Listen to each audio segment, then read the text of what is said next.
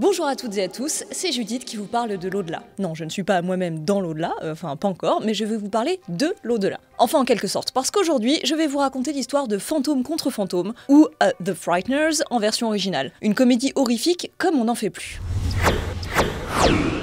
On l'appelle le grand collecteur d'âmes.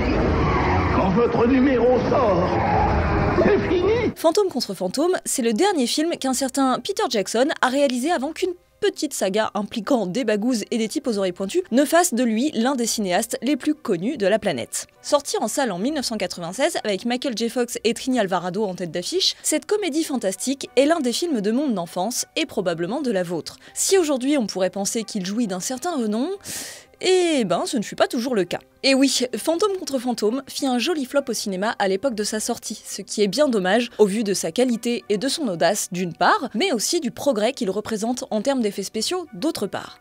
Oui, parce que Fantôme contre Fantôme est le film qui occasionna l'avènement de la société néo-zélandaise d'effets digitaux Weta FX, une boîte aujourd'hui impliquée dans toutes les grosses productions hollywoodiennes ou presque. Il faut dire que le film regorge d'idées pour faire prendre vie numériquement à ces ectoplasmes, et aujourd'hui, le résultat est certes un peu daté par moments, mais toujours aussi foisonnant et ludique. Alors bref, pour reprendre les choses dans l'ordre, je vais vous parler un peu de l'histoire du film avant de revenir sur l'implication de Weta, et ensuite on parlera de ce qui s'est passé lors de sa sortie un peu manquée au cinéma. En l'an de grâce 1992, notre cher Peter Jackson et sa zouze, la scénariste Fran Walsh, imaginent ce que pourrait être le film Fantôme contre Fantôme. À l'époque, le réalisateur est en train de tourner Créatures célestes avec deux actrices peu connues à l'époque. Kate Winslet, qui n'a encore essuyé aucun naufrage, et Melanie Lynskey, que l'on a vu ces dernières années dans Don't Look Up et la série Yellow Jackets. Je mentionne Melanie Lynskey parce que c'est en référence à elle que Peter Jackson nommera Lucy Linsky, l'héroïne du film. Et d'ailleurs, Melanie Lynskey, elle fait une toute petite apparition dans la scène du commissariat, juste ici. Bref, je ferme la parenthèse. Donc, Peter Jackson et Fran Walsh sont tout enthousiasmés par leur idée d'histoire de fantôme et envoient leur pitch à Hollywood. Un certain Robert Zemeckis, qui sort de sa trilogie Retour vers le futur, et qui verse lui-même cette année-là d'ailleurs dans le fantastique, avec la sortie de son film La mort vous va si bien, trouve que l'idée de Fantôme contre Fantôme est géniale. À tel point d'ailleurs qu'il a envie de la réaliser lui-même, pour en faire un spin-off en long métrage de la série Les Contes de la Crypte. Mais lorsque le scénario fut terminé par le couple Jackson-Walsh, Zemeckis fut tellement séduit par la personnalité et le ton de l'histoire qu'il décida de laisser Peter Jackson le réaliser lui-même, tandis qu'il le produirait par le biais d'Universal Pictures. Il en profite quand même pour suggérer son Marty McFly préféré, Michael J. Fox, pour incarner Frank Bannister, le héros du film. Une idée qui séduit Peter Jackson sur le champ et qui engagea donc Marty. Enfin Michael. Oui, non, je me permets de faire des blagues lourdes sur Retour vers le futur, parce que pendant le tournage du film, Michael J. Fox lui-même avait du mal à oublier qu'il avait changé de film, et avait une fâcheuse tendance à appeler ses partenaires Doc pendant certaines scènes. Doc! Doc, I did it again. Trop mignon.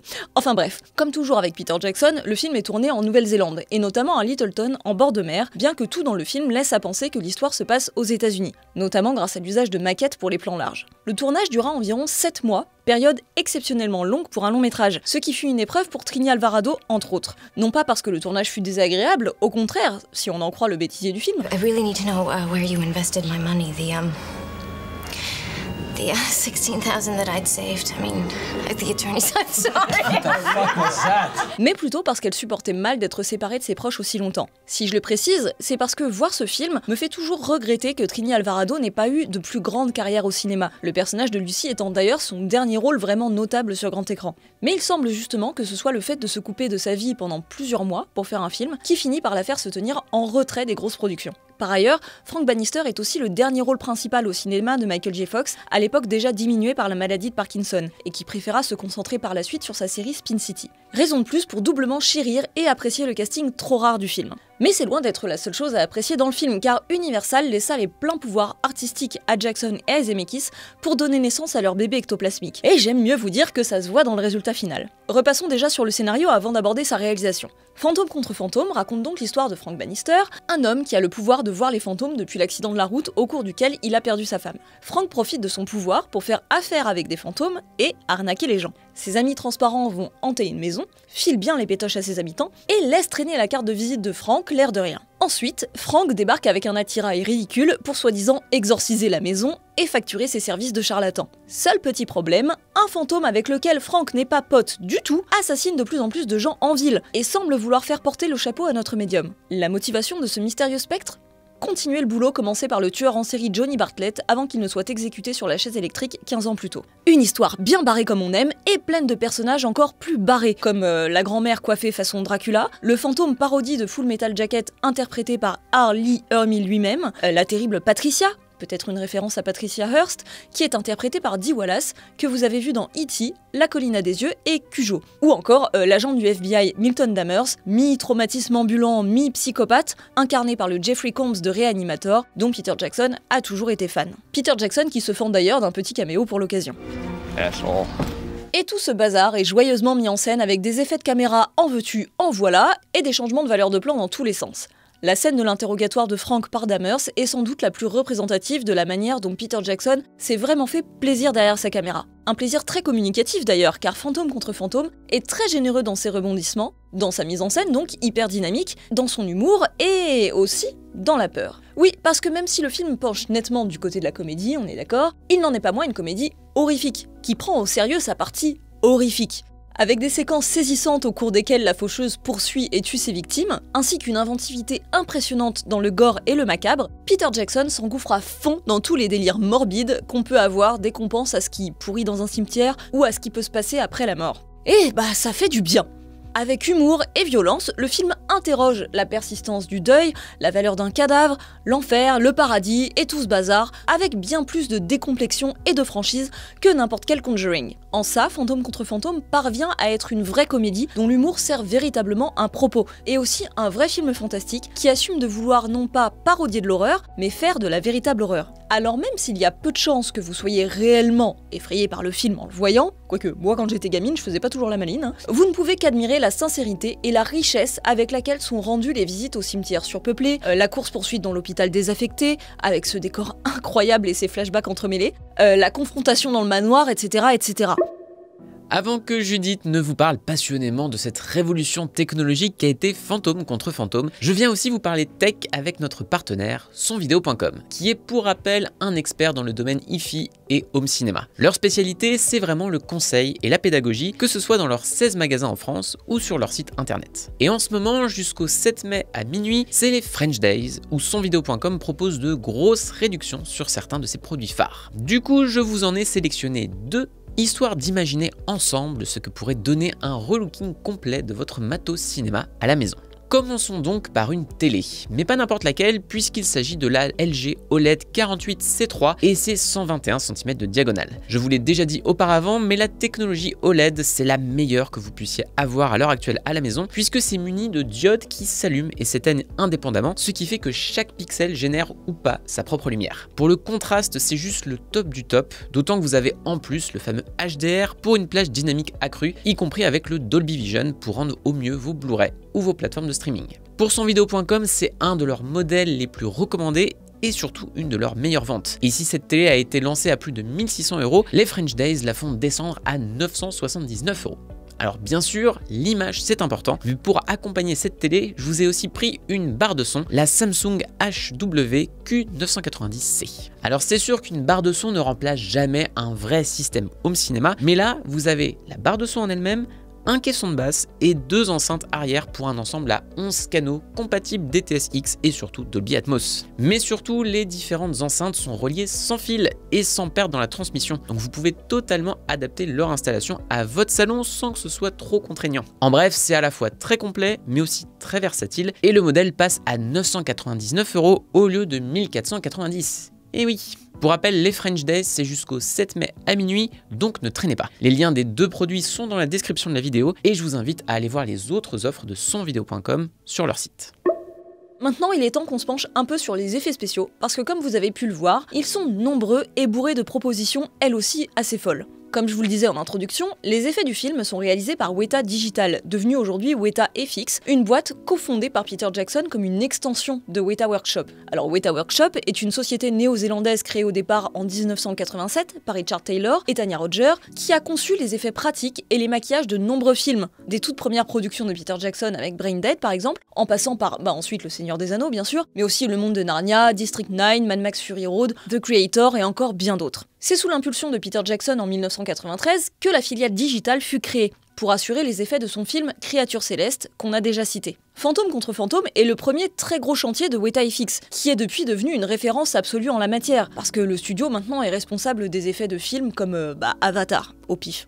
Vous vous rappelez tout le tapage qui a été fait autour des plans numériques de l'eau dans The Way of Water? Ben voilà, ça c'est le travail de Weta FX, qui a donc fait ses armes sur les ectoplasmes du film de Peter Jackson. L'année d'avant la sortie de Fantôme contre Fantôme, en 1995, Casper a fait son arrivée sur grand écran aux côtés de Christina Ricci et Bill Pullman. Étant l'un des tout premiers personnages principaux entièrement numériques du cinéma, le gentil fantôme a défini un nouveau standard de représentation des spectres comiques à l'écran, après le SOS Fantôme de 1984. Je ne cite évidemment pas Beetlejuice sorti en 1988, puisque dedans, les fantômes ont une apparence humaine presque normale, hormis quelques légers effets de maquillage. Pour son film, Peter Jackson va lui aussi, via Weta, créer des spectres entièrement numériques, notamment la faucheuse. Mais pour les effets de transparence des fantômes normaux, qui parlent avec les vivants, ceux-ci sont essentiellement faits avec les acteurs maquillés et filmés sur fond bleu, puis incrustés dans la scène finale. Comme il s'agissait du premier gros chantier digital de Weta, vu qu'il y a quand même beaucoup de fantômes à l'écran, la réalisation des effets et le tournage furent très compliqués selon Richard Taylor.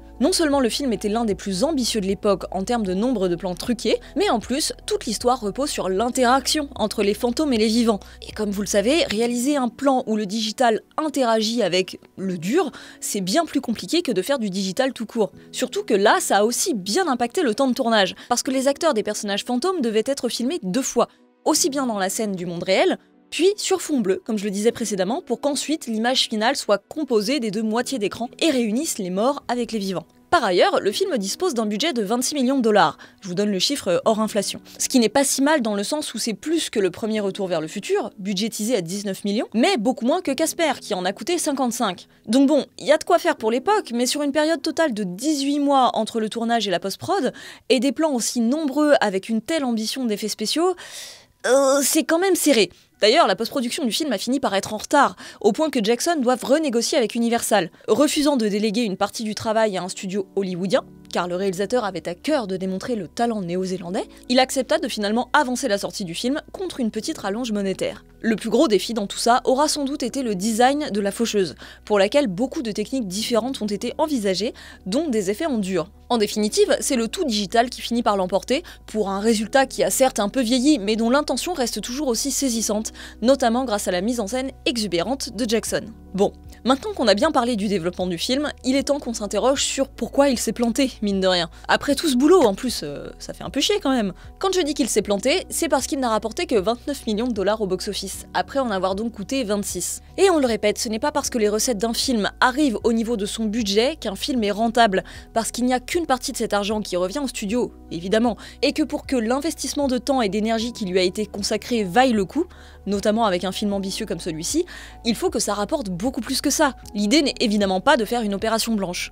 Bref, comment expliquer cet échec pour un film qui a littéralement tout pour plaire? Enfin en tout cas, moi il me plaît beaucoup, et par tous ses aspects. Bon alors déjà, il y a le fait que le film est sorti le jour de l'ouverture des Jeux Olympiques d'Atlanta, contre l'avis de Peter Jackson et Robert Zemeckis qui voulaient plutôt sortir le film pour Halloween. Cet événement a probablement contribué à planter le démarrage de Fantôme contre Fantôme, qui, en plus, devait affronter le mastodonte Independence Day dans les salles. Mais je pense que ce n'est pas tout, et qu'il y a d'autres raisons pour expliquer cet échec si injuste. Premièrement, il faut aller chercher du côté du système de classification américain. Comme vous le savez sûrement, lorsqu'un film sort aux États-Unis, il peut être sanctionné d'une classification R, on dit qu'il est R-rated, c'est-à-dire interdit aux moins de 18 ans non accompagné d'un adulte. Pour une comédie comme Fantôme contre Fantôme, qui a un humour accessible et du grand spectacle par-dessus le marché, une telle classification peut tuer le film, parce que l'accès aux adolescents et aux familles est donc limité, alors qu'il pourrait constituer la majeure partie de son audience. Au moment de tourner le film, Peter Jackson était bien conscient de cette menace, c'est pourquoi il a constamment cherché des moyens de contourner la censure,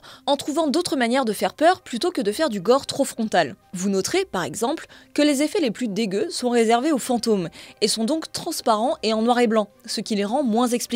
Néanmoins, lorsque la sentence est tombée, Fantôme contre Fantôme fut tout de même R-rated et non pas classé PG-13, ce qui explique en grande partie qu'il n'ait pas su toucher plus largement son cœur de cible. Dans le making-of du DVD, Peter Jackson raconte d'ailleurs son immense frustration de s'être bridé pour rien sur la violence du film, surtout parce qu'il a su que certains des plans qui avaient valu la classification au film étaient vraiment de nature inattendue. Il raconte par exemple que dans la scène où Patricia tire au fusil à pompe dans la porte, c'est le nombre d'impacts de balles qui fut considéré comme trop violent et qui a dû être réduit. Et oui, manifestement, un nombre de trous dans du bois peut vous valoir une censure, même quand il n'y a aucune goutte de sang dans ce même plan. Suite à cette énorme déception, Jackson s'est du coup autorisé à tourner quelques images plus gore, comme celle de la mort de Dahmers, qui était au départ moins explicite. Mais il s'agit d'une maigre consolation au regard du potentiel succès manqué du film. Au-delà de la classification, il est possible que le ton de Fantôme contre Fantôme en ait laissé plus d'un sur le carreau, et certains critiques de l'époque ne furent d'ailleurs pas sensibles au film. Il faut dire que ce mélange de franche comédie et de franche horreur,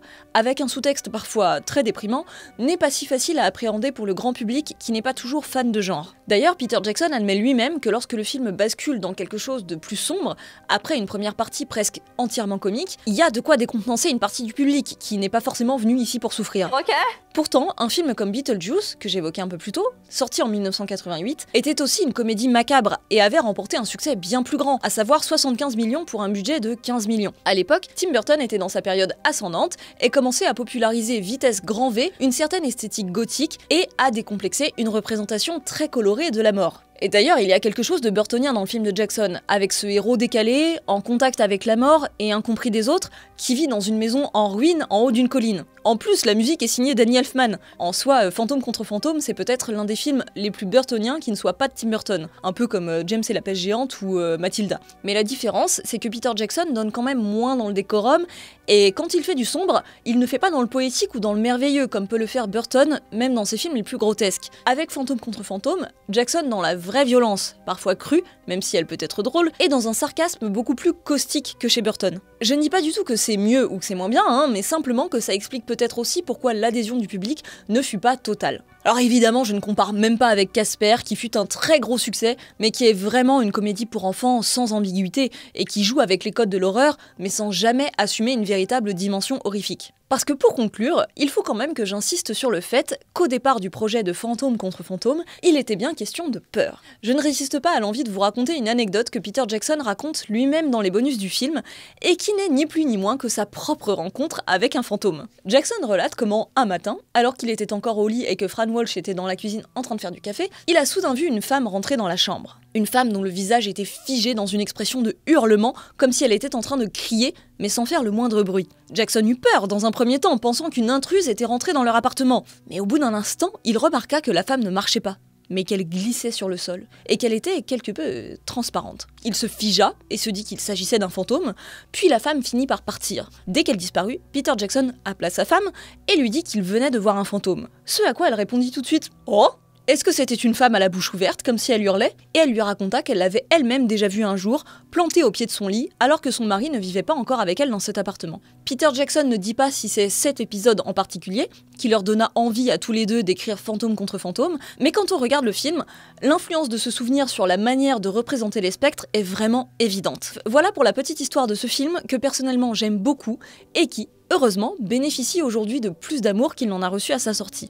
Film des dernières fois, dernier premier rôle au cinéma de Trini Alvarado, dernier premier rôle au cinéma de Michael J. Fox, et dernière réalisation de Peter Jackson avant l'aventure Seigneur des Anneaux, il est la transition parfaite entre deux époques du cinéma. Passerelle vers le règne des effets numériques et l'avènement de Weta Digital, passerelle entre le Peter Jackson de Brain Dead et celui de Tolkien, Fantôme contre Fantôme est une étape décisive de l'évolution du cinéma moderne, en plus d'être un film terriblement charmant dans toute son horreur. J'espère que je vous aurai donné envie de vous y replonger ou de le découvrir.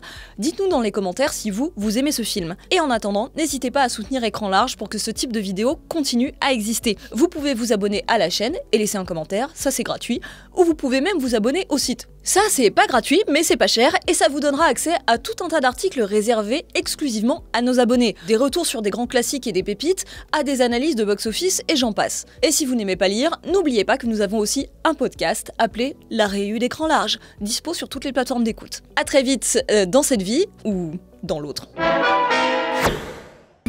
Stop!